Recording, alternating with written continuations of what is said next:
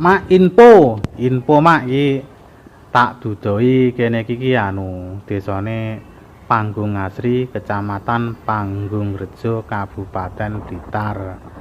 Lah, dalan dek kae pokoke dua anak cukup Margomulya kae lek sing arah ngetan iki engko tembuse ya kene iki ya mak ya. Ya lek sing wis roh meneng wae. Iki dudoi sing urung roh lah. Lek ngetan terus engko sampean mesti cetuk iki replika Monas. Dalan jurusane sing arah nganan. Wanan kae engko tembus Binangun, Wates, iso teko Malang dan sebagainya. Iki sing lurus ae mak ya. Ki tak dudoi dalan alternatif neng desa neng desa Kedung Wungu.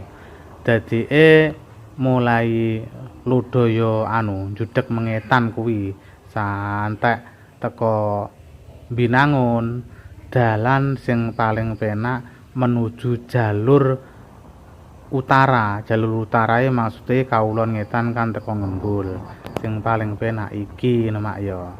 Kene iki lek ndak salah dusune Lumur Timo, desane Panggung Asri. Ngono mak. Panggung Asri, Kecamatan Panggungrejo. Yo lek salah minta maaf ngono. Weh dalane ya ses mak ya, dalane ses. Dadi misalkan sampean kabeh kok Panggung Asri sisih kulon, lek pengen liwat dalan iki berarti liwate replika Monas meng sing arah ngetan terus ngono. Engko lek sing koetan sejeneh dalane.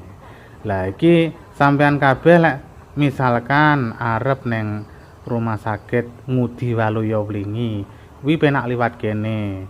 Penak liwat kene luwih cedhek mak ya. Engko tembuse jembatan Selowungu kae lho, engko tembuse Selopura, Selopura ngalor teko Wlingi.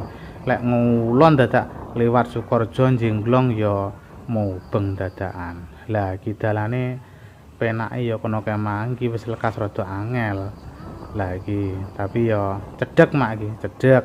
Ya semoga-moga ndang didandani karo pemerintah. Lah lore desa iki masuk Njuruk Nirado pisan.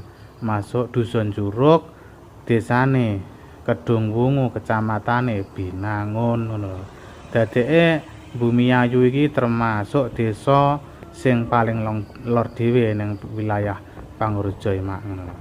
Wes matur suwun wis ndelok videoku sampe entek mak ya. Sing rung subscribe ya di-subscribe, sing rung follow di-follow.